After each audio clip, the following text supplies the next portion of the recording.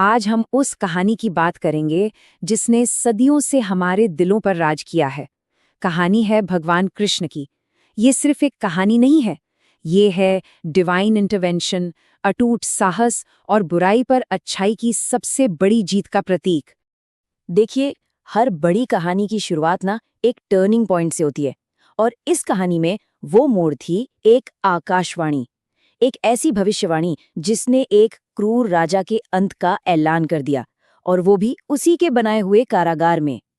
इसी भविष्यवाणी ने एक उद्धारकर्ता के आने का रास्ता तैयार किया। तो चलिए सीधे इस कहानी के केंद्र में चलते हैं। एक तरफ था मथुरा का जालिम राजा कंस, और दूसरी तरफ एक भविष्यवाणी जो न सिर्फ उसके ताज बल्कि उसकी जिंदगी के लिए भी खतरा बन चुकी थी। तो ये कंस था कौन? देखिए, वो सिर्फ एक राजा नहीं था, वो अपने ही डर का गुलाम था। धोखे से अपने ही पिता उग्रसेन से राजपाट तो छीन लिया, लेकिन एक भविष्यवाणी ने उसके अंदर ऐसा खौफ पैदा कर दिया कि वो अपनी परछाई से भी डरने लगा था।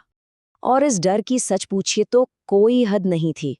उसने अपनी सगी बहन देवकी और उनके पति वासुदेव को जेल में डाल दिया। और सिर्फ इतना ही नहीं, एक एक करके उनके 6 नवजात बच्चों को मार डाला। सोचिए, इतनी क्रूरता सिर्फ इसलिए ताकि वो एक भविष्यवाणी को गलत साबित कर सके। लेकिन कहते हैं ना, जहां अंधेरा सबसे ज्यादा गहरा होता है, रोशनी की किरण भी वहीं से निकलती है। कंस के जुल्म के बीच अब वक्त आ गया था एक चमत्कार का, एक ऐसा जन का जो क्रूरता पर दिव्यता की जीत की मिसाल बनने वाला था। जरा उस पल को महसूस करने की कोशिश कीजिए। आधी रात का वक्त, घनघोर अंधेरा, और उस जेल के अंदर एक दिव्य रोशनी का जन्म होता है। कृष्ण के जन्म लेते ही सारी बेड़ियां अपने आप खुल गईं। पहरेदार गहरी नींद में चले गए। ऐसा लगा मानो पूरी कायनात ही उस दिव्य बच्चे के लिए रास्ता बना रही हो। एक पिता का प्यार और उसका फर्ज हर डर से बड़ा होता है। वासुदेव उस नन्हे से बालक को लेकर उफनती यमुना नदी को पार करने निकल पड़े। कहते हैं, खुद शेषनाग ने फन फैलाकर उस बच्चे की रक्षा की। और फिर गोकुल पहुंचकर वासुदेव ने अपने कलेजे पे पत्थर रखकर कृष्ण को यशोदा और नंद बाबा के हवाले कर दिया, सिर्फ इसलिए ताकि आने वाला कल सुरक्षित रह सके। तो अब कहानी का रुख मुड़ता है गोकुल की तरफ, उस नटखट बालक की ओर जिसकी हर शरारत और हर खेल के पीछे एक बहुत बड़ा मकसद छिपा था। ये थीं कृष्ण की लीलाएं, जिनके जरिए उन्होंने न सिर्फ सबका मन मोह लिया बल्कि बड़े बड़े संकटों से भी धरती को बचाया। उधर मथुरा में कंस का खौफ बढ़ता ही जा रहा था।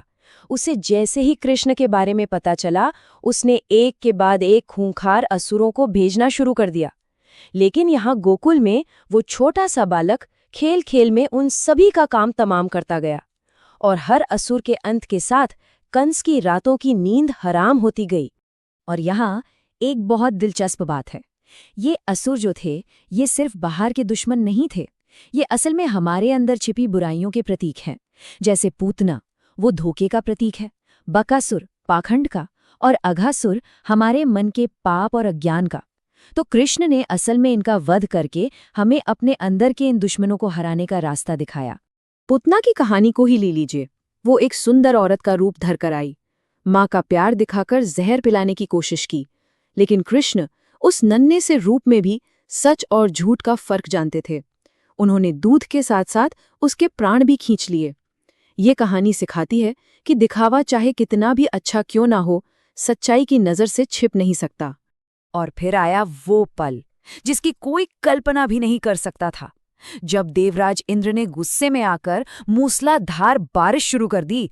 तो उस छोटे से बालक ने पूरे के पूरे गोवर्धन पर्वत को अपनी सबसे छोटी उंगली पर उठा लिया। पूरे 7 दिन तक सारे ब्रजवासी उस पहाड़ के नीचे महफूज रहे, और दुनिया ने देखा कि असली ताकत घमंड दिखाने में नहीं बल्कि रक्षा करने में होती है। अब कहानी अपने सबसे अहम मोड़ पर पहुंचती है। आखिरकार कृष्ण को मथुरा बुलाया जाता है, और यहीं से शुरू होती है उस आखिरी महासंग्राम की तैयारी।